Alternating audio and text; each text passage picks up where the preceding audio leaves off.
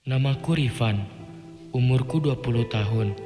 Hari ini aku akan berbagi cerita tentang diriku dan dirinya ketika aku sedang duduk di kelas 2 SMA.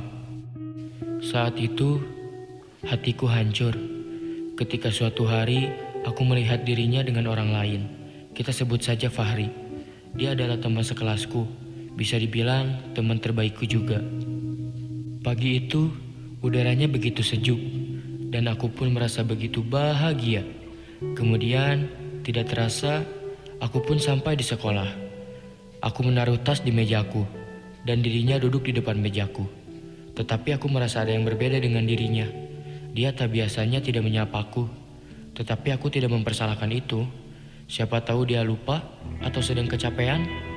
Kemudian, aku keluar kelas dan bertemu dengan sahabatku, namanya Dito. Saat bertemu dengannya, aku langsung bertanya kepada dia, "Dit, kok aku rasa ada yang berbeda ya sama si Adelia?"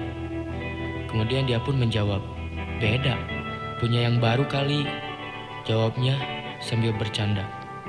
Dan aku jawab, "Ah, masa?"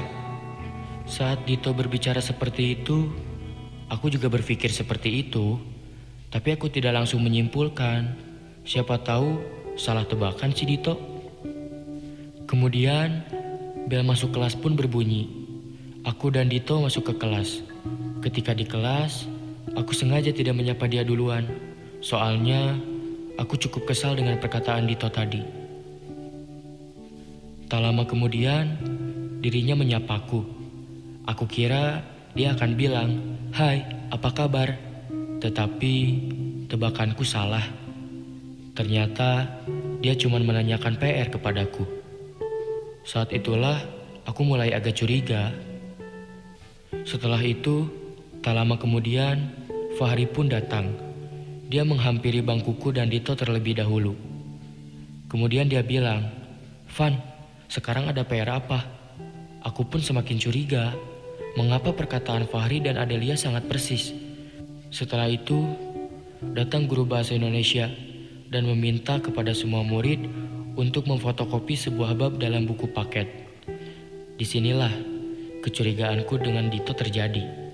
Waktu itu, semua murid memberikan uangnya untuk memfotokopi ke sekretaris kelas, termasuk aku dan Dito, kecuali Fahri. Di saat itu, uangnya kurang untuk memfotokopi. Tiba-tiba, dengan polosnya, dirinya memberikan uang untuk dipinjamkan kepada Fahri, dan itu terjadi di depan mukaku. Namun, Fahri menolaknya dengan tersenyum ke arah Adelia.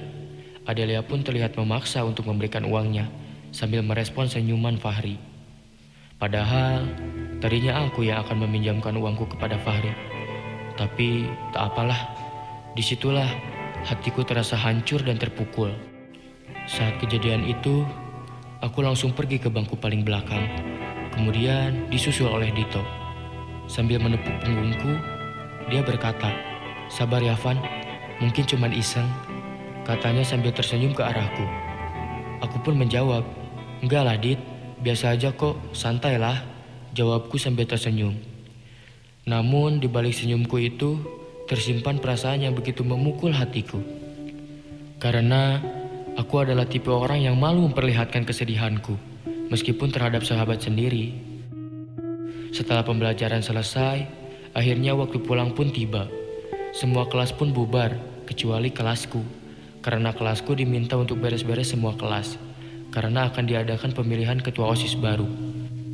Ketika beres-beres sedang berlangsung, aku pun masih merasa sakit hati dengan kejadian tadi, meskipun aku masih selalu bercanda dengan si Dito.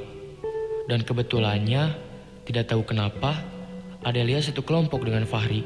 Mereka diminta untuk membereskan kelas 3, sedangkan aku dan Dito disuruh untuk membereskan kelas 2, yang tidak jauh tempatnya dengan kelas 3.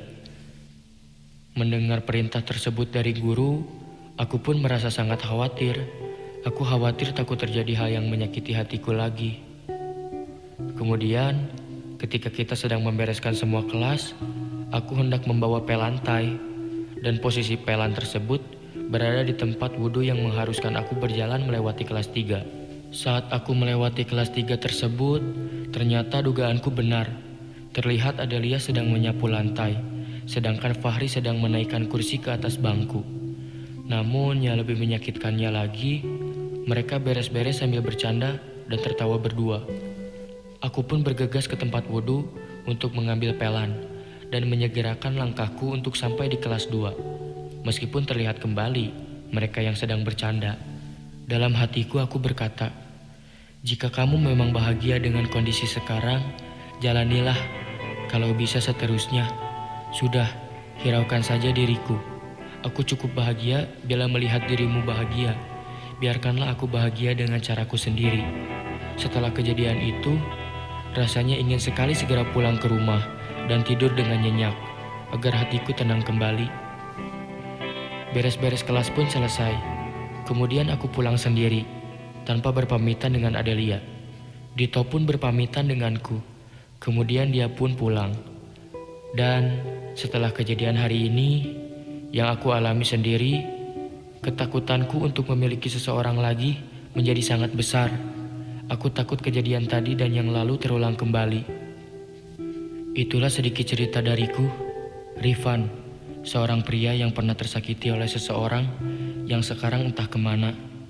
Semoga kamu bahagia sekarang dan jangan pernah menyakiti hati orang lain lagi. Cukup aku saja. Terima kasih.